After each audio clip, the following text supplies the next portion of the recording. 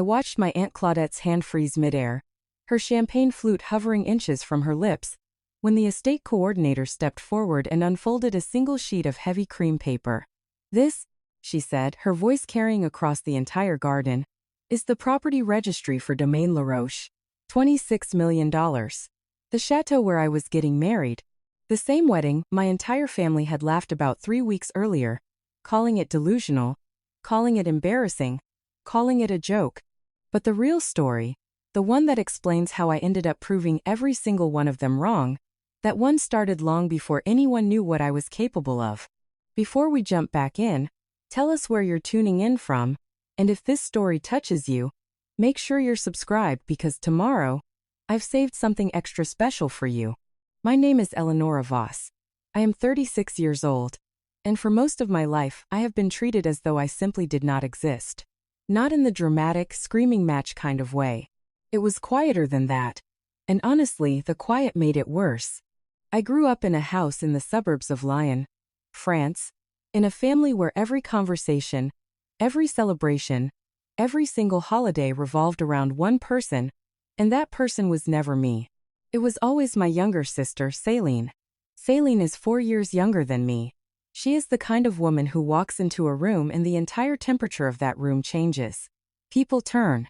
They smile without meaning to. She has this effortless magnetism, this ability to make everyone around her feel like they are participating in something special simply by being near her. My mother, Vivienne, now 61, has spent decades nurturing that quality in Céline. My father, Laurent, 58, a retired architect who built a quiet but respected reputation across the south of France, has always deferred to my mother on matters of the heart, and matters of the heart, in our family, meant matters of Céline. I was not the neglected child in the way people imagine when they hear that word. I was fed. I was clothed. I was enrolled in good schools. I received decent grades, participated in academic competitions, earned scholarships that took me further and further away from that house in Lyon. But there was always this invisible line drawn in the sand. My achievements were acknowledged the way you might acknowledge the weather. Oh yes, of course, Eleanora did well. That is what she does. When Céline scraped through her final exams at university with barely passing marks, there was a dinner at a restaurant so expensive I could not have afforded it on my first salary.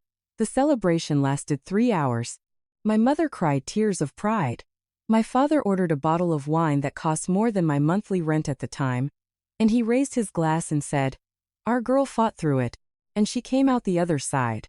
When I graduated with honors, my father shook my hand at the front door and said, "Well, you have always been the studious one," as though dedication and hard work were simply traits I had been born with, like eye color, requiring no effort and deserving no celebration. I spent years in therapy unpacking that dynamic. I built a life that made me proud, quietly, without fanfare. I moved to Paris. I built a career in luxury real estate development. Not the kind where you show people apartments, the kind where you identify properties, negotiate acquisitions, and turn forgotten estates into developments worth tens of millions. It is unglamorous work on the surface. Long hours, brutal negotiations, endless paperwork. But I was good at it. Exceptionally good. And for the first time in my life, I felt genuinely valued, not by my family, but by the industry I had carved my place into. I had my own apartment in the Marais district, a small circle of friends who knew me for exactly who I was. I had learned, after years of painful trial and error, to keep my family at a careful distance. Sunday calls, the occasional holiday visit, enough to maintain the connection, not so much that the old wounds could reopen. It was a functional equilibrium. Fragile, but functional. And it held. Until the engagement. I met Théodore Beaumont at a property auction in Bordeaux 18 months before this story really begins. He was standing near the back of the room, leaning against a pillar with his arms crossed and an expression on his face that I can only describe as quietly entertained, as though he found the entire spectacle of wealthy people bidding against each other mildly amusing. He was tall, broad-shouldered, with dark hair that fell slightly over his forehead and warm brown eyes that seemed to be perpetually on the verge of laughing at something. He was 38. He owned a mid-sized winery in Provence that had been in his family for 4 generations. He was not wealthy in the flashy, obvious way that most people at that auction were. His wealth was old, quiet, rooted. The kind that did not need to announce itself. We spoke for the first time after the auction ended, over coffee at a small cafe near the auction house. He asked me what I had been bidding on. I told him. He asked what drew me to that particular property. I told him that too. He listened. Actually listened. Not the way people listen when they are waiting for their turn to speak, but the way someone listens when the words genuinely interest them. We talked for 2 hours. He walked me to my hotel. He did not ask for my number, but he handed me a small card with the name of his winery and said, "If you ever find yourself in Provence with nothing to do, come see the vines." I kept that card in my wallet for 3 weeks before I used it. Théodore and I took our time. There was no rush, no performance, no games. We spent weekends together slowly, a dinner here, a walk through a vineyard there. He introduced me to his family gradually, and they welcomed me with the kind of warmth that felt almost foreign after a lifetime of being on the periphery of my own family's attention. By the time we had been together for 8 months, I knew with a quiet certainty that I wanted to spend the rest of my life with him. And when he asked me, on a Tuesday evening in his kitchen, not in a grand gesture but in a simple, sincere moment, whether I wanted to marry him, I said yes before he finished the sentence. The engagement ring was simple. A single oval diamond set in rose gold, elegant without being ostentatious. He had chosen it himself. I loved it instantly. It was Théodore who first suggested a destination wedding, not because he wanted something extravagant, but because he wanted the celebration to feel intentional. He wanted the people we loved to be together in a place that meant something, not just a venue we had rented for a Saturday afternoon, but somewhere with history, with beauty, with a story of its own. He had a property in mind, a restored chateau in the Luberon region of Provence, a place he had visited years ago during a trip through the countryside. He described it to me one evening over dinner, his face lighting up the way it always did when he talked about places that moved him. It was called Domaine Laroche, a 17th-century estate that had been meticulously restored over the past decade. Rolling lavender fields, stone courtyards, a vineyard that stretched as far as the eye could see. I had never heard of it, but when I looked it up that night, sitting cross-legged on our bed with my laptop balanced on my knees, my breath caught in my throat. Domaine Laroche was not simply beautiful, it was extraordinary, and it was available for private events. The rental fee, when I found it buried in a single line on their website, made my stomach drop slightly. 26 million euros was the assessed value of the property itself.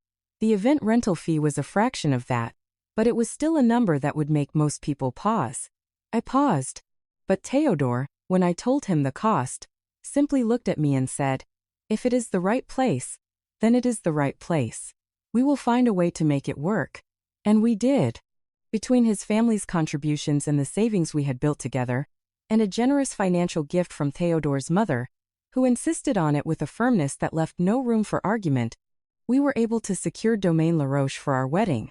The excitement I felt was unlike anything I had experienced in my adult life. For once, I was at the center of something beautiful, something that was being planned not to impress anyone but to celebrate something real. I began making calls. I researched caterers, photographers, florists. I spent evenings with Théodore going over details, laughing at the absurdity of planning an event so elaborate while still going to work the next morning. It felt like the beginning of a chapter I had been waiting my entire life to start. It was Céline who ruined it first. I had called my mother to share the news about the wedding venue. I kept it simple. I told her we had found a beautiful property in Provence, a restored chateau, and that we were thrilled about it. My mother listened politely, asked a few questions, and then said she would mention it to Céline. I did not think anything of it at the time. I had not yet learned how dangerous that single sentence would become. 2 days later my phone rang. It was Céline. Our conversations in recent years had become increasingly surface level. "How are you?" "I am fine. Have you seen this or that on Instagram?" Pleasantries wrapped around emptiness. But this call was different. Céline's voice carried that particular edge it always carried when she was about to say something she had rehearsed. "So, Eleanora, a chateau. That is quite the statement, she said, and I could hear the smile in her voice, the one that was never quite a smile. It is not a statement, I replied carefully. It is where Theodore wants to get married. It is beautiful and it means something to him. Céline laughed, a short, bright sound that had no warmth in it. Of course it does. And what did it cost? I hesitated. That is not really the point. Oh, come on. You can tell me. I told her. There was a pause on the other end of the line, and then Céline said something that I have replayed in my mind dozens of times since.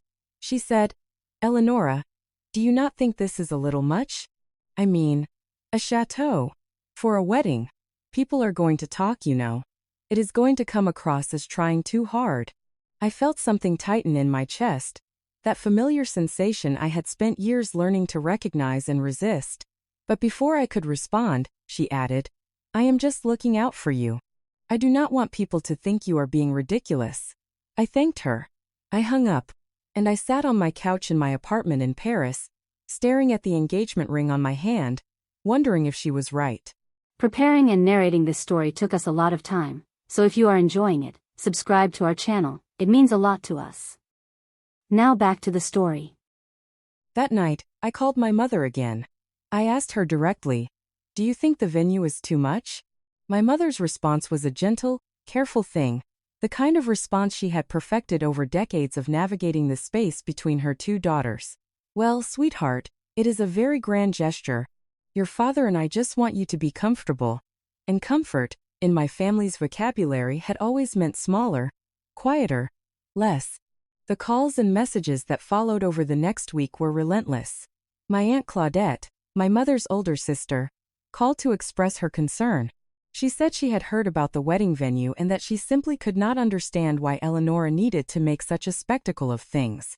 My cousin Margot sent a text that read, Are you serious about the chateau thing? Everyone thinks it is a joke. My father called me on a Wednesday evening and said, in that measured, careful tone of his, Eleanora, I think you should reconsider the venue. Something more modest would be perfectly lovely. Not one of them had seen Domaine Laroche. Not one of them had visited, or looked at photographs, or understood what the place actually was. They were reacting to a word, chateau. A word that, in their minds, meant excess and pretension. They did not know about the history of the property, the way the morning light fell across the stone courtyards, the lavender fields that stretched toward the horizon, or the quiet, ancient beauty of a place that had survived centuries. They did not know, and they did not ask. They simply decided, collectively and without hesitation, that I was being absurd. The breaking point came on a Saturday afternoon, 11 days before I would have sent out the formal invitations. My mother had invited me to lunch at her home in Lyon, and I had accepted, thinking it would be a normal visit. When I arrived, Céline was already there, lounging on the sofa in the living room with a glass of white wine, looking perfectly at ease, as though she had been there for hours. My mother was in the kitchen. My father was reading in his study. Everything looked normal. Everything felt staged. We sat down to eat. The conversation was light at first. My mother asked about work. My father told a story about a former colleague. Céline smiled and nodded and added small comments at precisely the right moments, the way she always did, performing effortlessness with practiced precision. And then my mother set down her fork and looked at me with an expression I knew well, the one that preceded a conversation she had been preparing for. Eleanora, we have been talking, she began, about the wedding. And we all think, that it would be wise to choose a different venue. I felt the blood drain from my face, not from shock.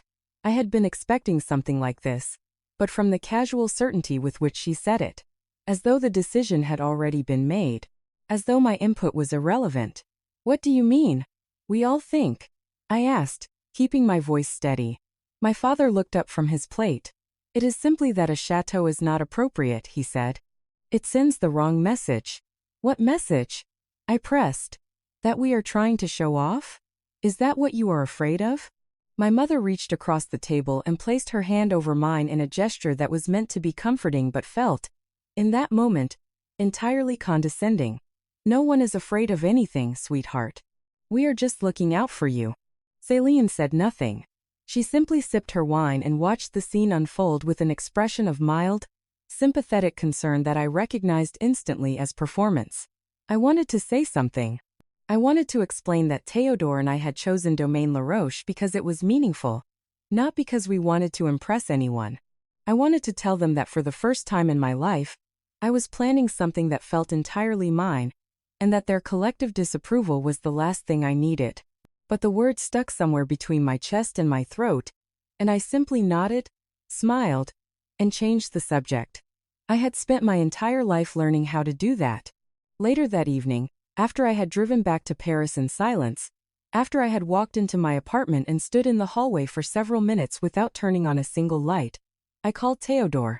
I told him everything. He listened without interrupting. When I finished, he was quiet for a long moment, and then he said, "Eleanora, you know who you are. You know what we are building together. You do not need their permission to celebrate it."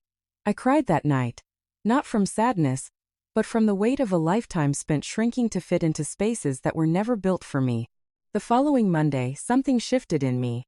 I woke up and I looked at the property listing for Domaine Laroche on my laptop, and instead of the familiar knot of doubt that had been sitting in my stomach for days, I felt something else entirely. Resolve. Quiet, steady, unmovable resolve.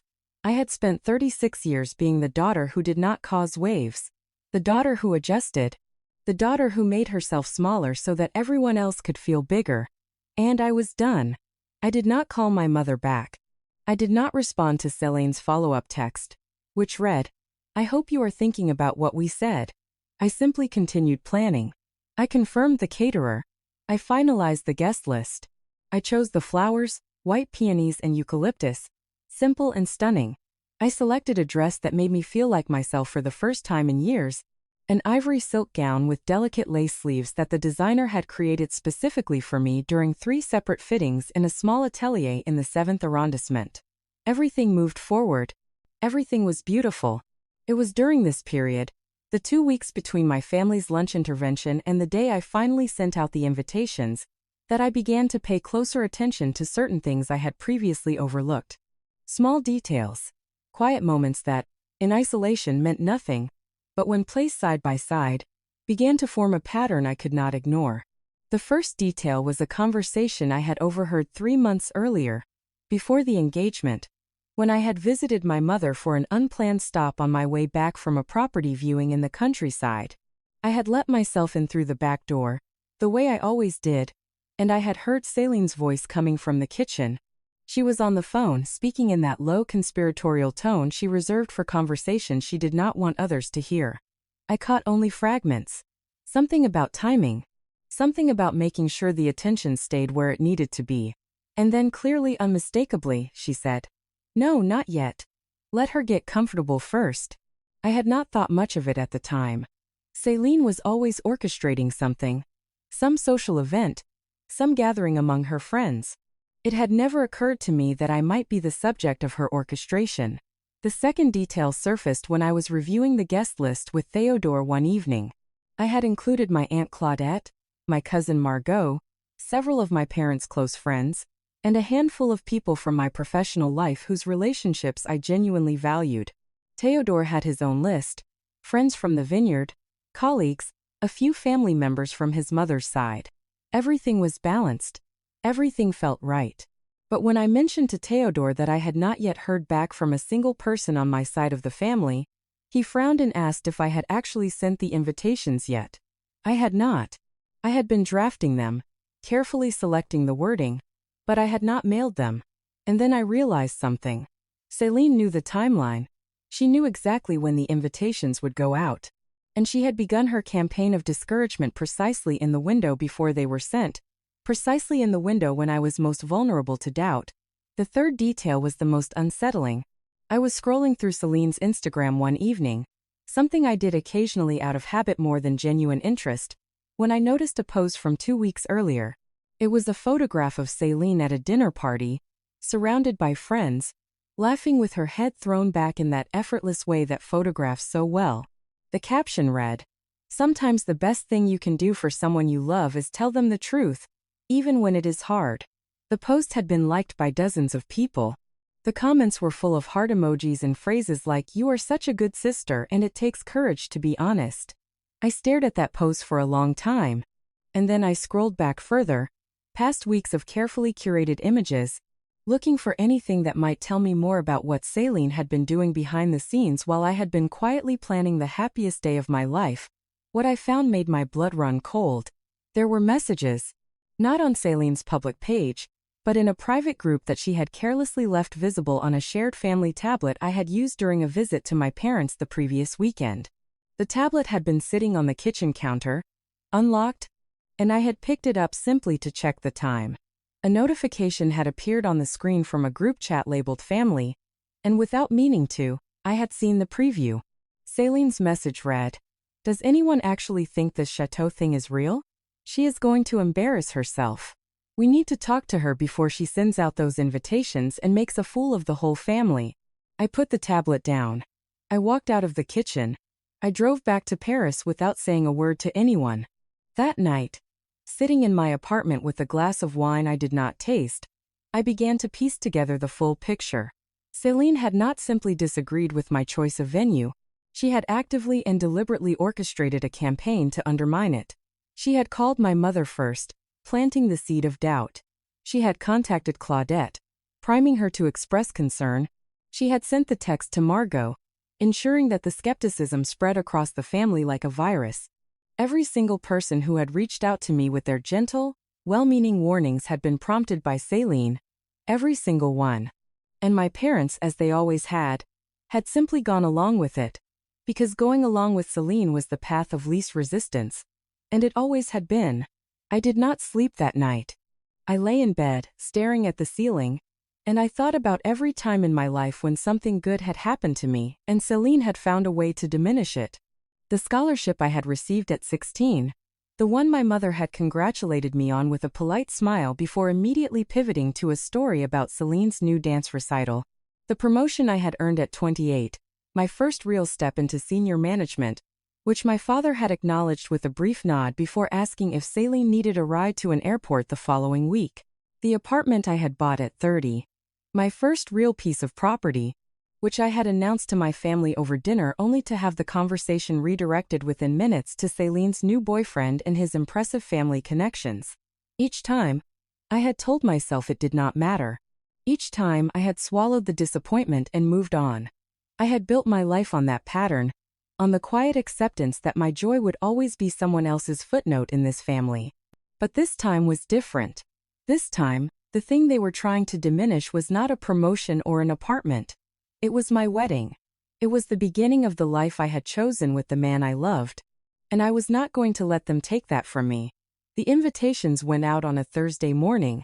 I had them printed on thick, cream-colored cardstock at a small stationery shop in the Marais that I had been using for years. The design was simple and elegant, the name of the venue printed in gold script at the top, the details below it in a refined serif font. Domaine Laroche, Provence. The date, the time. I addressed each one by hand. I wrote each name carefully, deliberately, even the ones that had spent the past 2 weeks trying to talk me out of this. Especially those ones. I did not include a return address. I did not include a note explaining the venue or its significance or its cost. I simply let the invitation speak for itself. And I waited. The responses began arriving 3 days later. Some by text. Some by phone. Some, from the older members of the family, by actual post. The reactions fell into 2 distinct categories. The first group, Théodore's family and most of my close friends, responded with immediate, unqualified enthusiasm. "Beautiful," they said. "How exciting.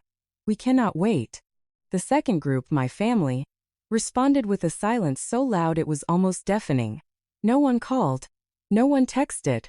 For 4 full days, I heard nothing from a single person on my mother's side of the family, and then, on the 5th day, the phone rang. It was my mother. Her voice was tight, controlled, the way it always sounded when she was delivering news she had rehearsed. "Eleanora," she said, "your father and I have been discussing the invitation. We think it would be best if we did not attend." The words landed in my chest like a stone dropping into still water, ripples spreading outward, touching everything. "What do you mean you will not attend?" I asked, and I was proud of how steady my voice sounded. How calm.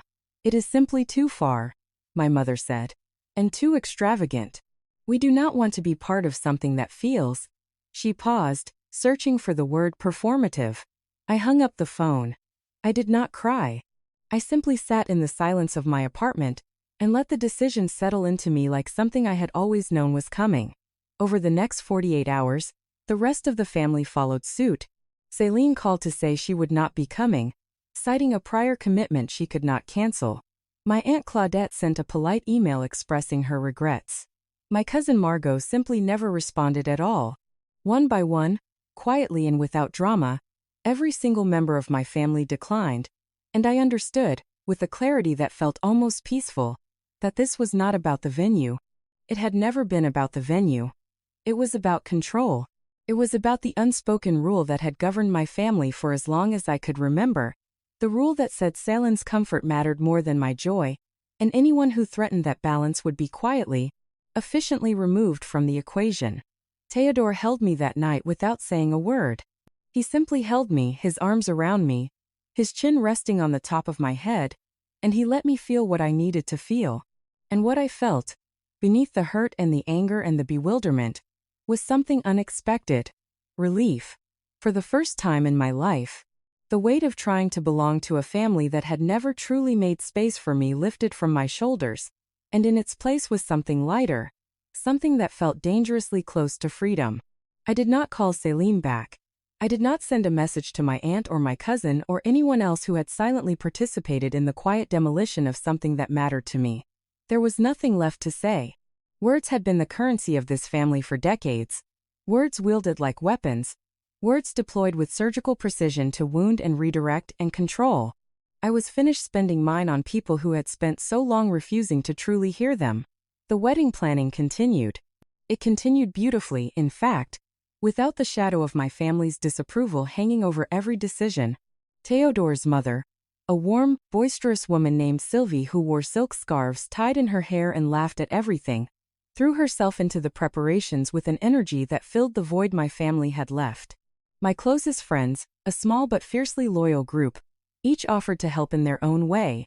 One of them, a woman named Delphine who had been my best friend since university, took it upon herself to coordinate the guest transportation from Paris to Provence, organizing a convoy of cars and a small chartered bus with the kind of cheerful efficiency that made everyone around her feel calm. The wedding was 6 weeks away. Everything was in place.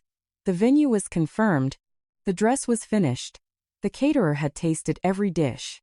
The photographer, a quiet, talented man named Etienne who specialized in capturing candid moments rather than posed ones, had visited Domaine Laroche twice to scout locations, and had come back glowing with excitement about the light. Everything was moving forward. Everything was perfect. And then, 10 days before the ceremony, something happened that I had not expected. My mother called again. I almost did not answer. I had, in the week since her last call, settled into a new equilibrium, one that did not include her. But something made me pick up. Perhaps it was instinct. Perhaps it was the hope I had spent a lifetime trying to extinguish but could never fully kill. Her voice, when she spoke, sounded different. Smaller somehow. Stripped of the careful rehearsal that had characterized every other conversation we had had in recent months. Eleanora, she said, I think I have been very wrong, and I would like to come to your wedding. If you will still have me. I did not answer her immediately. I let the silence sit between us on that phone line, not out of cruelty, but because I needed to hear something in her voice before I could trust it. I needed to hear whether this was another carefully constructed thing, another move in a game I had only recently learned was being played. And when I listened, really listened, past the words and the pauses and the careful way she breathed, what I heard was something I had not heard from my mother in a very long time. Uncertainty. Genuine, unscripted uncertainty. The kind that cannot be faked. You mean that? I asked her. You are not saying this because someone told you to, or because you feel guilty, or because you are trying to keep the peace the way you have always kept the peace in this family? There was a long pause. Then my mother said something that surprised me. She said, Céline does not know I am calling you. She would not approve. And that, more than anything else she could have said, told me she was serious. We spoke for nearly an hour that evening. It was one of the longest conversations my mother and I had ever had, and certainly the most honest. She told me she had spent the past week unable to sleep. She told me she had been thinking about every time in our lives when she had chosen Céline's comfort over my truth. She told me she had watched, from a distance, as one by one every member of our family declined the wedding invitation and that each refusal had felt, to her, like a small stone being placed on a grave she had not even known she was digging. I listened. I did not interrupt. I did not offer forgiveness, because it was not mine to give so easily, not yet. But I told her she could come. I told her she was welcome at Domaine Laroche. And I meant it. The question of my father came next. My mother asked, carefully, whether Laurent would also be welcome. I thought about it for longer than I should have. My father had been quieter in all of this than my mother, more passive, more willing to let the current carry him wherever it was going. But he had still made the choice to decline. He had still picked up the phone and told me not to come. Not because he believed the venue was inappropriate. I understood that now. But because it was easier to go along with what everyone else was saying than to stand up and ask why. Tell him he can come, I said finally. But tell him it is his choice. No one is going to pressure him in either direction. My mother thanked me, and I could hear the tears in her voice, though she did not let them fall, not audibly. We hung up. I sat for a long time afterward in the quiet of my apartment, turning the conversation over in my mind, wondering what had changed. What had shifted in my mother between the woman who had called me 3 weeks earlier to say she would not attend and the woman who had just called back asking to be let back in? I did not have the answer yet, but I had a feeling I would find it soon. The days that followed were strange and delicate, like walking across ice that had only just begun to thicken. My mother texted me the next morning to say that my father had agreed to come. He had not called me himself. He had not written. He had simply told my mother yes. And she had relayed the information with a tone that suggested even she found his silence notable. I did not push it. There would be time for that conversation later. For now, I focused on what I could control, which was making sure that the wedding itself was everything Théodore and I had dreamed it would be. Céline did not call. She did not text. She did not reach out in any way whatsoever during those final days before the ceremony. Her absence was loud, but it was a different kind of loud than before. Before, her silence had been a weapon, a pointed withdrawal designed to make me feel excluded. Now it felt more like someone who had run out of moves and did not know what to do with her hands. Delphine, who had been monitoring the situation with the kind of fierce attention she brought to everything, told me not to worry about Céline. She said, "That woman has spent her entire life being the center of a story, and right now she is watching you write one that does not have a place for her in it. Of course she is quiet. She has nothing left to say that will change anything." Delphine was right, as she usually was. And so I let Céline's silence be what it was, and I turned my attention back to the days ahead. The morning of the wedding arrived with a stillness that felt almost sacred. I woke early, before the alarm, in the small cottage that had been arranged for me on the grounds of Domaine Laroche the night before.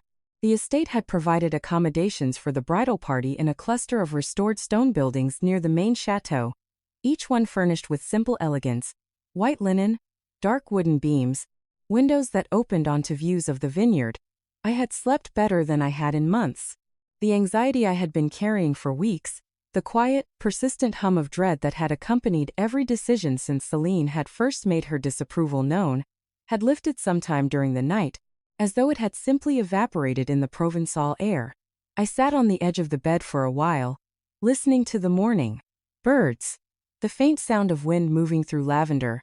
Somewhere in the distance, the low murmur of workers preparing the grounds, setting up tables, arranging flowers, doing the 1,000 small tasks that would transform this ancient place into the setting for the most important day of my life.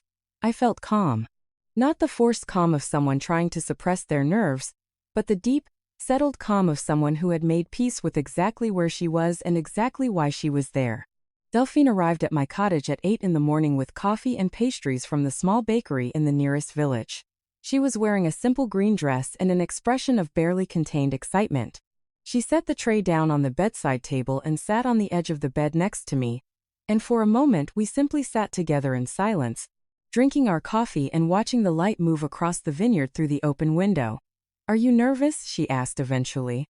"A little," I admitted. "But not about the wedding. About them." Delphine nodded. She knew exactly who I meant. She had been there, in one way or another, for every chapter of my complicated relationship with my family. She had listened to me cry on the phone at 2 in the morning more times than either of us could count. She had talked me through moments of doubt and moments of anger and moments when I had genuinely wondered whether the people who shared my blood were capable of ever truly seeing me. "Whatever happens today," she said, looking at me with that steady, frank expression that had made her my closest friend for over a decade, "you are getting married to a man who adores you. You are doing it in one of the most beautiful places in the world. And you are doing it on your own terms. No one can take that away from you. Not Céline. Not your parents, no one." I squeezed her hand. "Thank you. For everything. For all of it." She squeezed back. "Now drink your coffee before it gets cold. We have a wedding to prepare for." The hours that followed were a blur of beautiful, ordinary details. The florist arrived with the arrangements, cascading white peonies in tall glass vases, wreaths of eucalyptus woven with tiny white roses, a bridal bouquet so delicate and perfect that when I held it, I felt as though I was holding something alive. The caterer confirmed the menu one final time. The officiant, a warm and slightly eccentric woman named Madame Perron, who had been officiating ceremonies in the Luberon for 30 years, arrived to walk the grounds and review the order of the ceremony. Etienne, the photographer, appeared silently at various points throughout the morning, capturing moments without drawing attention to himself, a skill I had come to deeply appreciate. Théodore's mother Sylvie swept into the grounds mid-morning in a cloud of perfume and silk, her silver hair pinned up with an emerald clip, her face radiant with the kind of unguarded joy that made everyone around her feel lighter. She found me in the garden, where I was overseeing the placement of the ceremony arch, a simple structure draped in white fabric and climbing roses that had been built against the stone wall of the chateau's oldest wing. "My darling," she said, taking both my hands in hers and looking at me as though I were the most precious thing she had ever seen. "You are going to be breathtaking today. And my son is going to be the happiest man alive." I believed her. That was the thing about Sylvie. She said things with such conviction and such warmth that it was impossible not to believe them. My parents arrived in the early afternoon, in a black car that had driven them from Lyon that morning. I watched from an upper window as they stepped out onto the gravel drive, my mother in a pale blue dress with a cardigan draped over her shoulders, my father in a dark suit, his hands in his pockets, his shoulders held with the particular stiffness that meant he was uncomfortable. My mother looked around at the grounds, at the stone walls and the lavender and the vineyard stretching away toward the hills, and even from where I was standing I could see her expression change. Something in her face softened. Something opened. I went down to meet them. The walk from the main house to the drive felt longer than it should have. When I reached them, my mother looked at me, and for a moment neither of us spoke. Then she stepped forward and put her arms around me, and I let her. It was not a grand gesture. It was not a dramatic reconciliation. It was simply two women standing in a courtyard, holding each other, acknowledging without words that something had shifted between them that could not be easily named. My father stood a few paces back, watching. When my mother released me, he stepped forward. His hands were still in his pockets. His jaw was set in that way it always was when he did not know what to say. "Eleanora," he said, "this place is extraordinary." "It is," I agreed. He nodded, once firmly as though confirming something to himself. And then he said, very quietly, "I am sorry I did not come sooner." It was not a full apology. It was not the kind of deep, searching conversation that might have addressed everything between us. But it was something. It was a crack in the wall. And for the moment, it was enough. The guests began arriving throughout the afternoon. Théodore's family came in waves, loud and warm and celebratory, filling the grounds with laughter and the clinking of glasses. His cousins, his aunts, his childhood friends from the vineyard. They were the kind of people who made a place feel alive simply by being in it. My own guests arrived more quietly: Delphine and her husband, a handful of close colleagues from the firm, a few old friends from university who had driven down from Paris that morning. Each one greeted me with hugs and kind words and genuine excitement, and each one looked around at Domaine Laroche with the same expression of quiet awe that had crossed my mother's face earlier. And then, at 4:15, a car I did not recognize pulled up the drive and stopped near the others. I was inside the chateau at the time, in a small room off the main hall where I had been having a final conversation with Madame Perron about the wording of the vows. Delphine appeared in the doorway, her face carrying an expression I could not quite read. "Eleanora," she said. "Céline is here." The words landed in the room like something physical. I stood very still for a moment, processing. Then I asked, "Did she say anything?" Delphine shook her head. "She simply got out of the car and walked toward the garden. She has not spoken to anyone." I nodded slowly. And then I made a decision. I told Delphine to let her stay. Not to approach her. Not to engage with her. Not to do anything other than let her be present. If Céline had come, she had come for a reason. And whatever that reason was, I was not going to turn her away. Not today. Not at Domaine Laroche. This was my wedding. And on my wedding day I was going to be exactly the kind of person I had spent my life trying to become. Someone who did not shrink. Someone who did not fight. Someone who simply stood in her own truth and let the world arrange itself around her. The ceremony took place at golden hour, when the light in Provence turns everything it touches into something out of a painting. Théodore waited for me at the end of a path lined with candles and glass holders, the stone arch draped in white behind him, the vineyard and the hills stretching away into the distance beyond. He was wearing a simple navy suit, no tie, his collar open, and when he saw me walking toward him, his face did something I will never forget. It did not break into a smile. It simply opened, as though every wall he had ever built around himself had come down at once, and what was left beneath was pure and unguarded and entirely, completely mine. I wore the ivory silk dress, the one with the lace sleeves, the one that had been made for me in the small atelier in Paris over 3 separate fittings. It moved when I walked, catching the light, and I felt beautiful in it, not the performative kind of beautiful that demands to be looked at, but the quiet kind, the kind that comes from wearing something that feels like an extension of yourself. Delphine walked beside me part of the way, her arm linked through mine, and then she stepped back and let me go alone. I walked the final stretch on my own, in silence, in the golden light, with every eye in that garden on me. And I did not look down. I did not look away. I looked straight at Théodore, at the man I was about to marry, and I walked toward him with every ounce of the steadiness I had spent the past month building inside myself. The ceremony was simple and beautiful. Madame Perron spoke with a gentle authority that made the words feel weighty without being heavy. Théodore and I exchanged vows that we had written ourselves.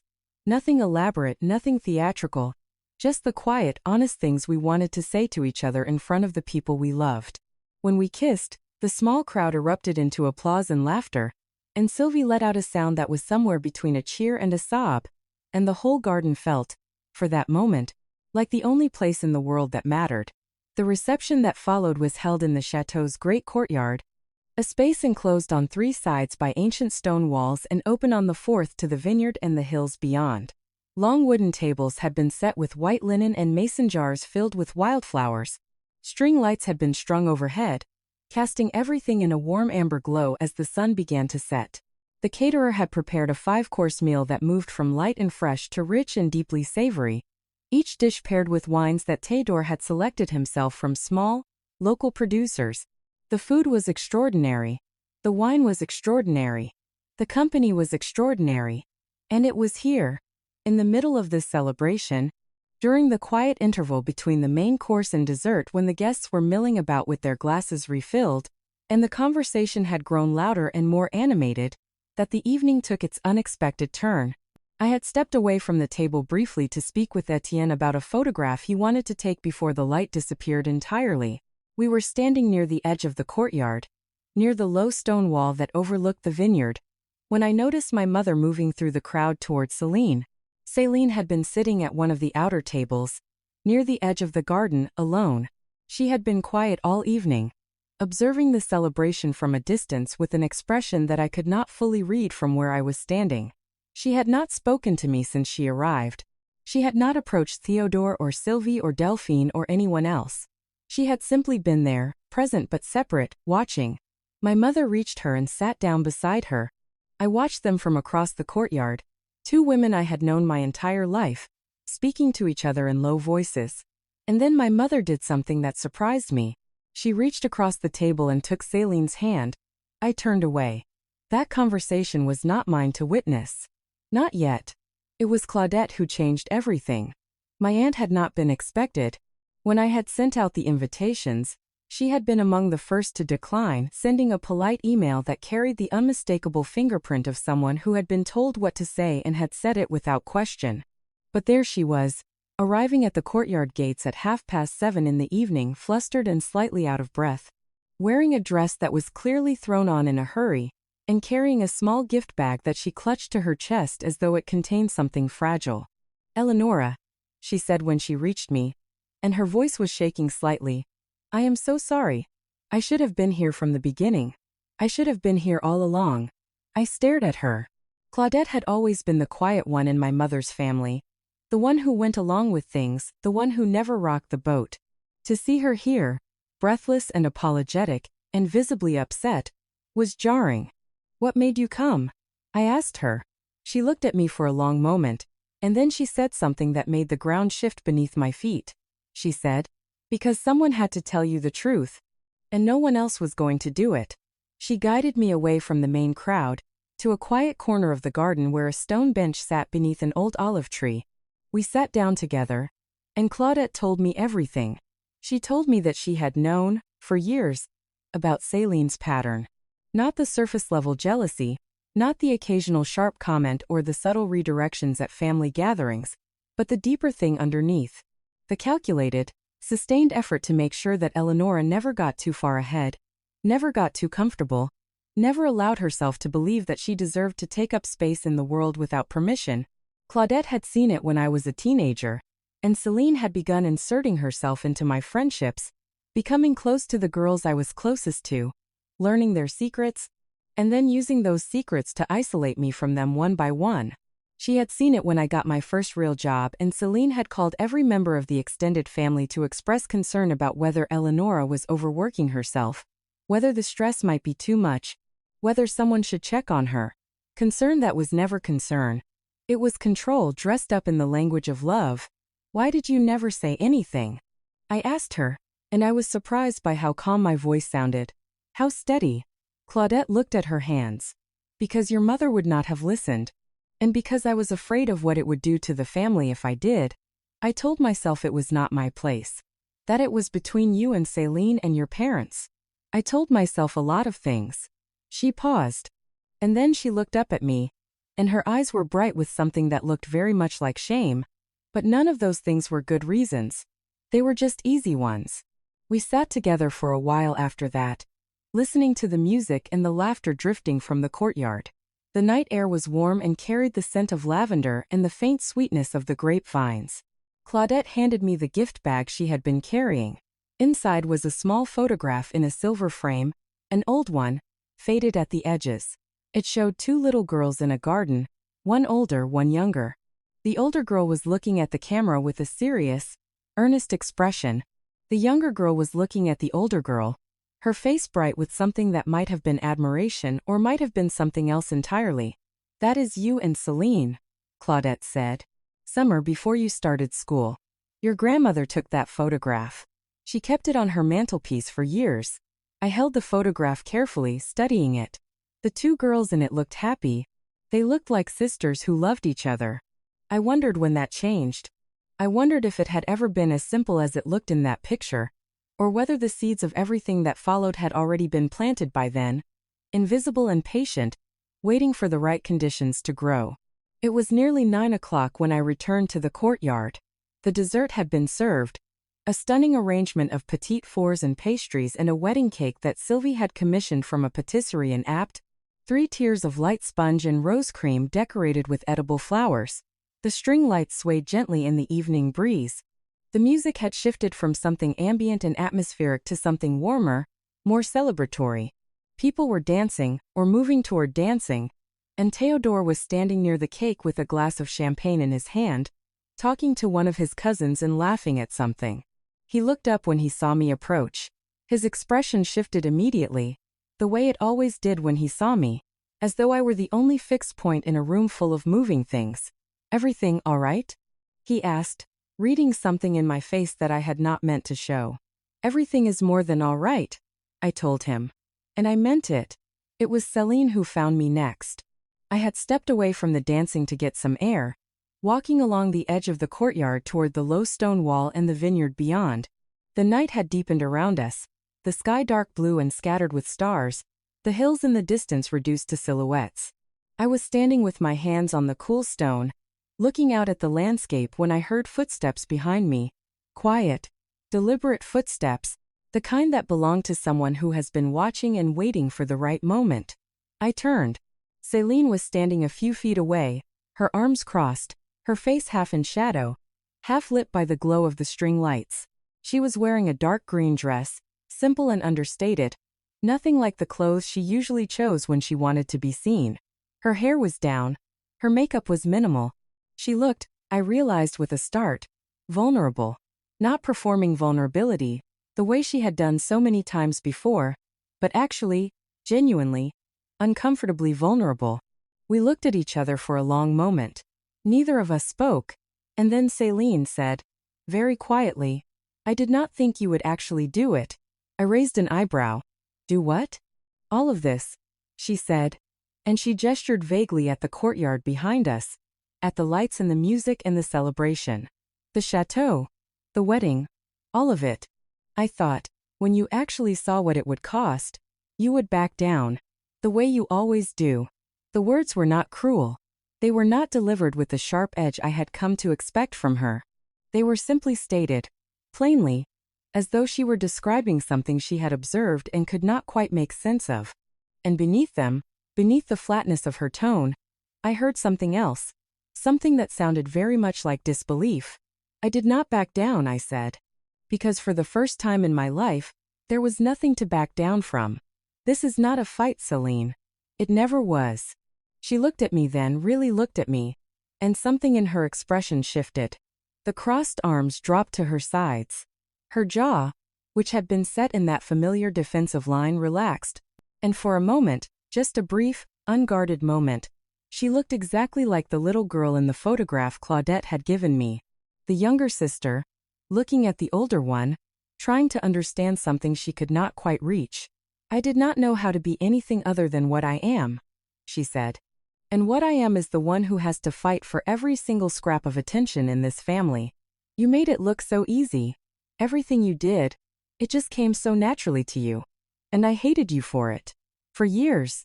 I hated you for something that was never even your fault." The confession hung in the air between us, raw and unvarnished. I could have responded in a dozen ways. I could have been angry.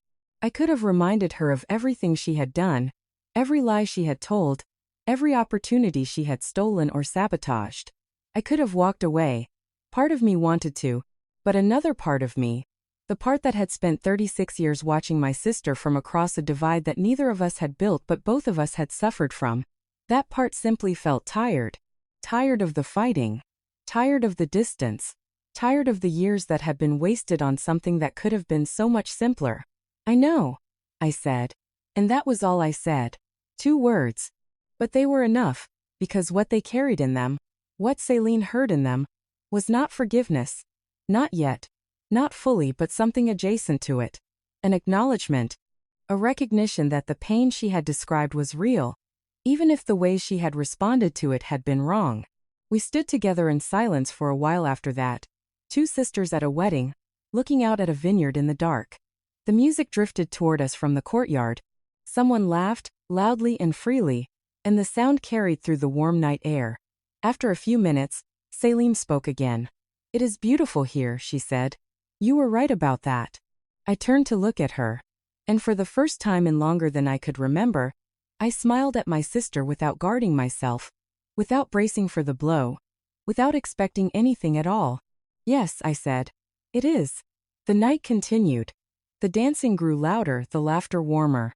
Théodore found me again and pulled me back into the celebration, his hand warm against the small of my back, his voice low and close when he leaned in to say something about how happy he was.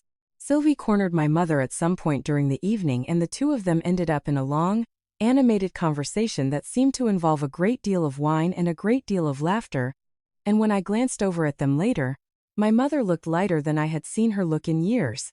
My father danced with me exactly once, toward the end of the evening, when the music had slowed and most of the other guests were sitting with their shoes off and their glasses nearly empty. He did not say much. He simply held my hand and moved with me to the music, his expression thoughtful and serious, as though he were turning something over in his mind that he had not yet found the words for. When the song ended, he squeezed my hand once, firmly, and nodded, and then he walked back to the table where my mother was sitting, and he sat down beside her, and he did not say a word. But he did not need to. Some things are communicated without language. I was beginning, finally, to understand that. It was close to midnight when the last of the guests began to drift away. The courtyard had grown quiet, the tables half cleared, the candles burning low in their glass holders. A few of Théodore's cousins were still at one of the outer tables, talking and laughing with the kind of loose, unhurried warmth that comes from a long evening well spent. Delphine was helping one of the caterers carry a stack of plates back toward the kitchen, because that was simply who Delphine was, someone who could not see a task left undone. I was sitting on the stone steps at the edge of the courtyard, my shoes off, my bare feet on the cool ground, the skirt of my dress pulled around me, when the estate coordinator appeared.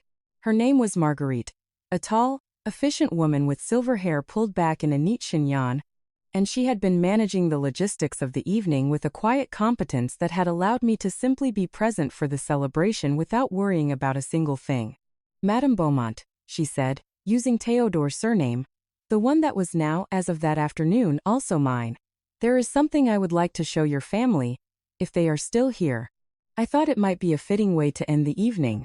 I looked up at her, curious. What is it? She smiled, a small, knowing smile. A piece of history. Something that belongs to this place. And I think, given everything that has happened tonight, it is something they should see. I found my mother and father still at their table, talking quietly to each other in the way that couples who have been married for decades sometimes do. Not about anything in particular, just the comfortable murmur of two people who have long since stopped needing to perform for each other. Céline was still there too, sitting a few seats away, turning her wine glass slowly in her hands, staring at nothing. I told them Marguerite wanted to show us something. My mother looked up, surprised but willing. My father shrugged, the way he did when something was happening that he had not planned for but did not object to. Céline hesitated, then set down her glass and stood up. Marguerite led us out of the courtyard and across the garden, through a gate I had not noticed before, and into a smaller, more secluded part of the grounds. Here, set back from the main estate, was an older structure, a stone building with thick walls and narrow windows, beautifully preserved but clearly not part of the main chateau. The door was heavy oak, banded with iron. Marguerite produced a large old key and unlocked it with a practiced hand. Inside was a single room, high-ceilinged and cool, lit by two lamps that cast a golden glow across the stone floor. Along one wall, built into the structure itself, were shelves carved from the same pale stone as the walls. And on those shelves, behind glass panels that had been installed to protect them, were documents. Old ones. Very old. Scrolls and bound volumes and loose sheets of parchment, yellowed with age, their ink faded but still legible to those who knew how to read them. This, Marguerite said, gesturing to the room with a quiet pride, is the archive of Domaine Laroche. The original property records. The deeds. The histories of every family that has owned this land since it was first established in the 17th century. She paused, and then she stepped toward one particular shelf, where a single sheet of heavy cream paper lay flat, face up, beneath a glass panel. She did not touch it. She simply indicated it with one hand. This is the current property registry, she said. The assessed value. The ownership records. Everything that confirms what this place is and what it is worth. I looked at the document. The numbers were there, clear and precise, rendered in the formal language of French property law. 26 million euros. The value of the land, the buildings, the vineyard, the history, all of it, documented and verified and indisputably real. And then I looked at my Aunt Claudette, who had appeared in the doorway behind us, having followed at a distance, her face pale in the lamplight. And I watched as her eyes moved from the document to the shelves to the room around her. And I watched as the full weight of what this place was, what it represented, what it meant that I was getting married here, settled over her like a wave breaking. Claudette's hand flew to her mouth. Her champagne flute, which she had carried with her from the courtyard without seeming to realize it, hovered in the air, trembling slightly. The glass caught the lamplight and scattered it in small, bright fragments across the stone walls. 26 million, she whispered. I did not gloat. I did not say I told you so. I did not turn to Céline and raise my chin or meet my father's eyes with anything other than the calm, steady gaze of someone who had simply been telling the truth all along. I just stood there, in that ancient room, in the archive of a place that was, for that one day, entirely mine, and I let the silence do the work. My mother was the first to speak. Her voice was very quiet, and it carried something in it that I had rarely heard from her before. It was not guilt, exactly, and it was not shame. It was something closer to wonder. Wonder at how wrong she had been. Wonder at how easy it had been to be wrong. Wonder at how long it had taken for the truth to finally, simply, show itself. Oh, Eleanora, she said. I had no idea. I know, I said. And I did. Because that, in the end, was the cruelest part of all of it. Not that they had doubted me. Not that they had laughed. But that they had never once thought to ask. No one moved for a long time after that. We stood in the archive room, the five of us, surrounded by centuries of documents and records, and the silence between us was not the uncomfortable kind. It was the kind that comes after something heavy has been set down. The kind that needs to exist before anything else can begin. It was my father who broke it. Laurent, who had spent most of his adult life letting other people fill the space where his words should have been, stepped forward and looked at the property registry one more time. He studied it the way he used to study blueprints when he was still working, carefully, methodically, as though he needed to make sure every line was where it was supposed to be. Then he turned around and looked at me, and his face carried an expression I had never seen on him before. It was not pride, exactly, though there was something of pride in it. It was closer to reckoning. The face of a man who had just been shown, in plain and undeniable terms, exactly how badly he had misjudged his own daughter. You did this, he said. Not a question. Yes, I said. He nodded slowly, the way he always nodded when he was absorbing something he could not argue with. Then he did something that Eleanora Voss had not done in my presence since I was very small. He put his arms around me. Not the careful, formal embrace of a man uncomfortable with affection, a real embrace. The kind that says more than any sentence could. I held him back, and we stayed that way for several seconds, and when we separated, neither of us mentioned it. Céline was the last one to look at the document. She had been standing near the doorway the entire time, her back against the stone, her arms wrapped around herself in that way she had when she did not know where to put her body. When the others moved away from the shelf, she drifted toward it, slowly, and read the numbers on the page. She did not say anything. She did not need to. Her face said everything. The disbelief was there, yes, but beneath it was something quieter and more complicated. Something that looked, if I am being honest, a little bit like grief. Grief for the version of this story she had told herself, the one in which I was fragile, easily discouraged, someone who could be moved out of the way with a few well-placed words. That version of me no longer existed, and she was watching it disappear in real time. We left the archive room together and walked back through the garden toward the main courtyard. The night had grown deeper, the stars sharper, the air cooler now that the heat of the day had fully released its hold on the ground. Most of the guests had gone.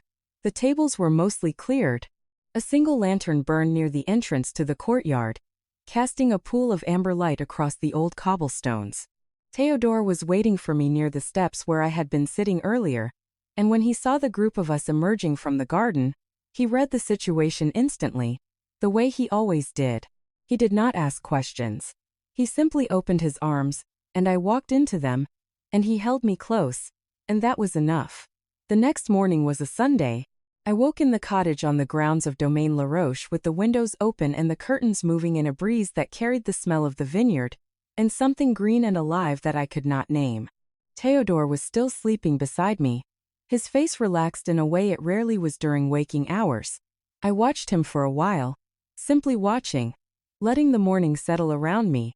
I made coffee using the small machine on the cottage's kitchen counter, and carried a cup out onto the small stone terrace that overlooked the lower garden.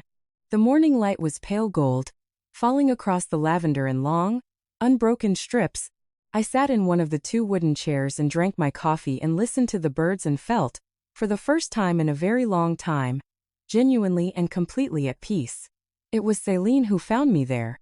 She appeared at the edge of the terrace with her hands in the pockets of a borrowed cardigan, her hair pulled back in a messy knot, her face bare of makeup. She looked younger than she had the night before. Less certain, more like the person she might have been if the years between us had gone differently. "Can I sit?" she asked. I nodded toward the second chair. She sat down. For a while, neither of us spoke. We simply sat together in the morning light, existing in the same space without the usual architecture of tension holding us apart. Then Céline said, "I have been thinking all night. About everything. About what I have done. About the things I told people about you that were not true, and the things I told myself that were not true either." She paused, and when she continued, her voice was stripped of everything it usually carried. What it held instead was something raw and difficult to listen to. "I think I need help. Real help. Not the kind where someone tells you what you want to hear. I think I have been running from that for a very long time." I looked at her. The woman sitting beside me was not the sister I had grown up with. Or rather, she was that sister. But she was also someone new. Someone who had stood in an archive room the night before and watched the ground shift beneath a story she had been telling herself for decades, and who had not walked away from it. "That takes courage," I said. She laughed, a small sound with no humor in it. "Does it? Or does it just take running out of other options?" "Maybe both," I said. At some point, Céline picked up the framed photograph that Claudette had given me the night before. She held it in both hands and looked at it for a long time, at the 2 little girls in the garden, and something moved across her face that I could not quite read. "We were happy," she said very quietly. "In this picture, I remember that day. Grandmère had made us lemonade and we sat under the apple tree, and you read to me from one of your books. I did not understand most of the words, but I did not care. I just liked the sound of your voice." I looked at the photograph in her hands. I did not remember that day. But I believed her, and the believing of it was something I had not allowed myself in a very long time. "I am glad you came yesterday," I told her. And I meant it in every way it could be meant. She nodded, set the photograph down carefully, stood up, and then, without saying anything else, she leaned down and put her arms around me briefly, gently, and then she let go and walked back into the garden, and I sat there in the morning light and let the quiet fill the space she had left behind. Théodore came out an hour later with his hair still messy and his eyes still heavy with sleep. He sat down in the chair Céline had occupied and asked me how I was feeling. And I told him the truth, which was that I felt like someone who had spent her entire life carrying a weight she had been told was normal, and who had finally set it down, and was still learning what it felt like to stand without it. The days that followed were not a fairy tale. What happened instead was smaller and slower, and, in many ways, more real. My mother called me the following Tuesday to ask how I was settling into married life. It was a normal question, a gentle one. But the fact that she asked it, that she picked up the phone and asked me something about my life as though my life mattered to her in the way it should have always mattered, that was the thing. That was where it started. My father sent me an email 3 days later. It was short, only a few lines. He wrote about the weather in Lyon, about a book he was reading, but at the end, in a single sentence, he wrote, "I have been thinking about the things I did not see for a very long time, and I am sorry it took me this long to open my eyes." And Céline called me on a Friday afternoon and told me she had made an appointment with a therapist, not because anyone had asked her to, simply because she was tired, she said, of being at war with someone she was supposed to love. That is where this story ends. Not with a grand gesture. Not with a single moment where everything clicks into place.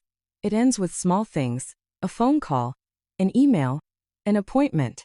2 sisters sitting on a terrace in the morning light, saying nothing, needing nothing, simply being in the same place without the distance that had defined them for so long. That is what healing looks like, when it is real. It looks like showing up, again and again imperfectly, honestly, without guarantees. And it looks like deciding, finally, that the people you come from are worth the effort of trying. It looks like believing, after a very long time, that you always were. Up next, you've got 2 more standout stories right on your screen. If this one hit the mark, you won't want to pass these up. Just click and check them out.